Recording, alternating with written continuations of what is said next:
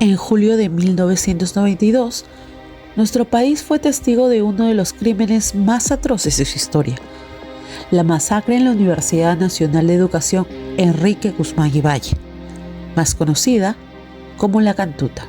Este brutal evento, perpetrado por el Grupo Colina, dejó una herida imborrable en el corazón de muchos peruanos. Hoy contaremos la historia de la masacre de La Cantuta y la búsqueda de justicia por parte de los familiares de las víctimas. El 18 de julio de 1992, 9 estudiantes y un profesor de La Cantuta fueron secuestrados y asesinados por el Grupo Colina, un escuadrón de la muerte vinculado al Servicio de Inteligencia del Ejército.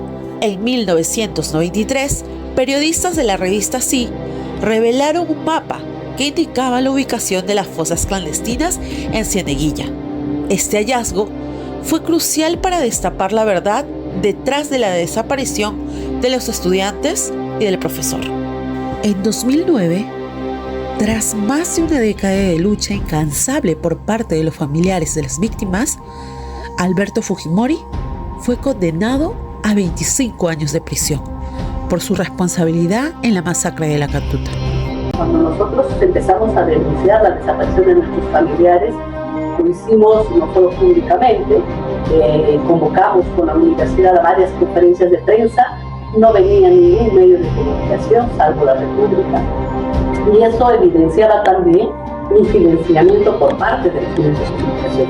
Luego entendimos el contexto, muchos de estos medios fueron comprados por Montesinos, entonces simplemente era información que no iba a trascender.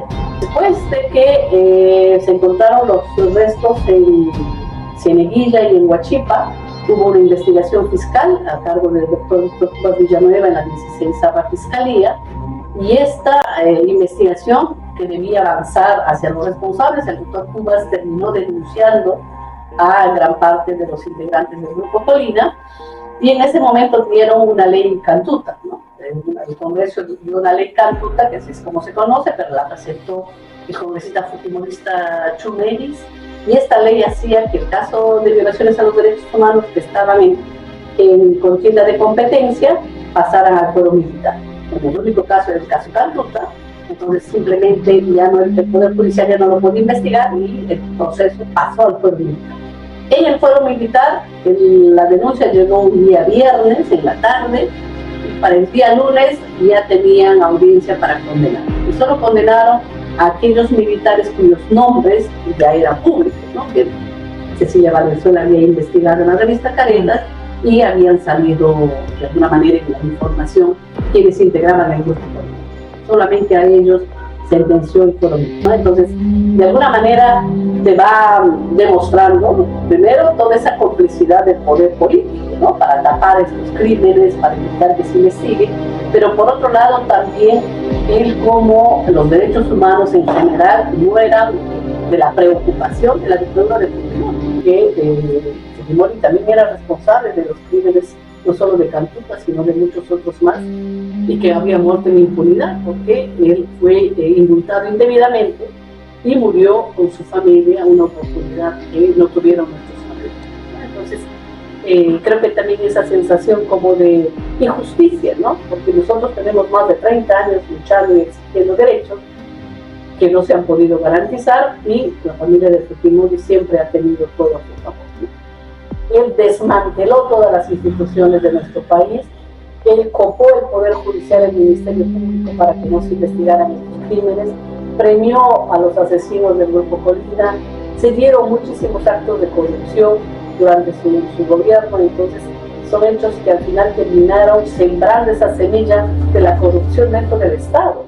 Sin embargo, en el 2017, el presidente Pedro Pablo Kuczynski lo indultó en plena Nochebuena, provocando una ola de controversia y dolor entre los familiares de las víctimas, especialmente en una fecha tan simbólica de unión familiar. Pese a la condena, Fujimori nunca cumplió con el pago de reparación civil a los deudos.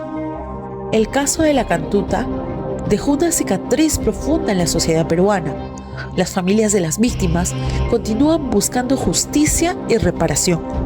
Aunque Fujimori volvió a la cárcel, en diciembre del 2023, la presidenta Dina Boluarte le otorgó un segundo indulto, lo que generó duras críticas hacia su gestión del caso. Entonces, cuando se dio este segundo indulto, simplemente la desconocí totalmente, pero claro, se entiende el contexto político, ¿no? Es una operadora del fujimorismo en el gobierno. Este no es el gobierno de Dina Boluarte, este es el gobierno del fujimorismo de APP, de Luna y toda la derecha, y ella lo que está haciendo es simplemente quedar bien con quienes la mantienen en el poder, ¿no?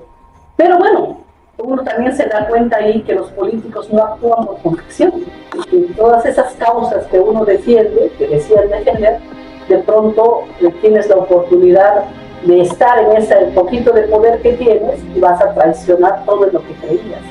Y eso es en lo que se ha convertido Dina Boluarte. Y eso es lo peligroso, porque creo yo que si no hemos todavía aprendido realmente a entender lo que ha ocurrido, bien difícil que podamos siquiera analizar, siquiera comprometernos, ¿no?, con otra forma de actuar desde el propio Estado, ¿no? Es decir, con esta necesidad de garantía, de respeto a los derechos humanos, ¿no?, cuando estás constantemente negándolo porque no te conviene políticamente, ¿no? Entonces, yo creo que esa es todavía una batalla que tenemos que seguir dando. Tenemos derecho a la verdad, que tenemos derecho a la justicia, que tenemos derecho a la memoria, que todos los seres humanos nacemos con dignidad y nadie tiene por qué señalarte como delincuente cuando no lo eres, que tenemos derecho a una reparación digna, que tampoco se cumple, pero que son derechos.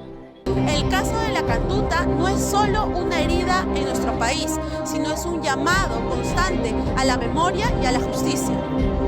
Las voces de los estudiantes y el profesor nos recuerda que debemos luchar por un Perú donde los derechos humanos sean respetados y protegidos.